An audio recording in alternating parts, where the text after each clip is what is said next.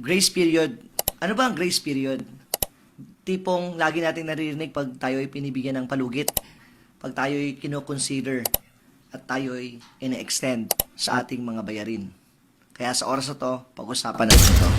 Sa bayarin, lagi nating maririnig yung salitang grace period, nag-extend o consider na ating bayarin o ng ating mga utang, lalo-lalo na ang ating mga due date ng ating tubig at kuryente. Kaya lagi nating maririnig yung salitang grace period.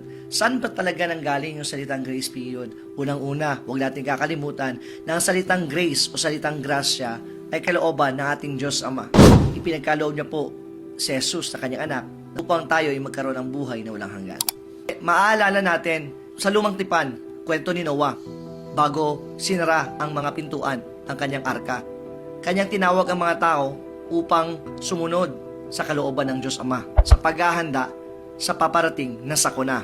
Ngunit sa kasamang palad, habang ini-extend ang oras at ang panahon upang maraming mga tao ang makapasok sa arka, dumating talagang panahon na natatapos talaga ang salitang grasya.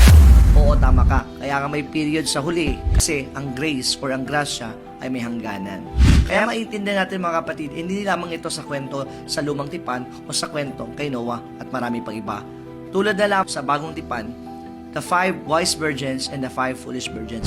That the wise virgins na pumasok early because they are prepared, sila po'y nagdala ng insaktong oil upang sila po'y makatawid sa kasalan. Ngunit ang 5 mga baliw o tinatawag na 5 foolish virgins ay nahuli dahil sa kanilang pababayaan.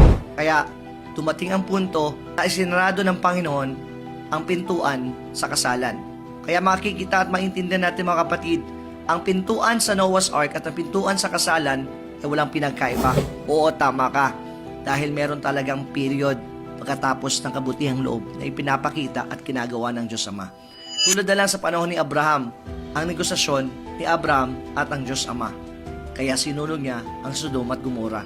Kaya kung hindi pa nagpapauli sa Book of Matthew chapter 24, makikita natin sa verse 48 hanggang 51 na ang wicked servant sa kanyang pagkabagot sa paghihintay ng pagbabalik ng Diyos. Niyaya niya pa ang kanyang mga kasamahan at kanyang mga kapwa-kawal na uminom at bumalik sa kamunduhan.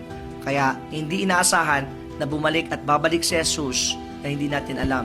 Huwag nating hitayin dahil nasa huli ang pagsisisi. Huwag din natin kalimutan, sabi ni Pablo, that make every opportunity because the days are evil. Kaya sabi din ni Juan, stand firm that no one will take your crown. Kaya mga kapatid, I hope so and I pray that you learn sa bidyong ito naway ang Diyos ay maluwalhati. All glory belongs to God. God bless you everyone.